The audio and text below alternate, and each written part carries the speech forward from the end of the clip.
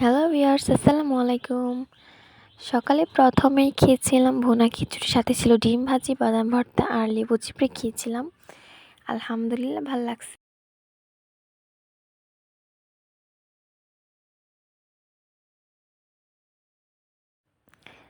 এরপর আমি আর আমার ছোট বোন গিয়েছিলাম আমার আব্বুর বাঁধাকপি খেতে।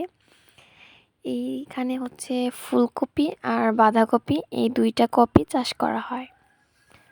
ফুলকপিটা আমি একটু ভিডিও নিচ্ছিলাম কারণ এখানে একটা ভাইরাস হয়েছে। ভাইরাস না, এটা একটা অন্যরকমের একটা গাছ, সাইডে বেগুনি মাঝে সাদা। কি অদ্ভুত তাই না? এরপর বাসায় আসলাম, দেখলাম আম্মু নুডলস অ্যান্ড পাস্তা মিক্সড করে রান্না করা হয়েছে। এখানে আম্মুর হাতে নুডলস অ্যান্ড পাস্তা মিক্সড করে রান্নাটা কি যে মজার ছিল। আর এই নুডলসের ফাইনাল লুক, কিন্তু একটু ঝাল হয়েছিল বেশি।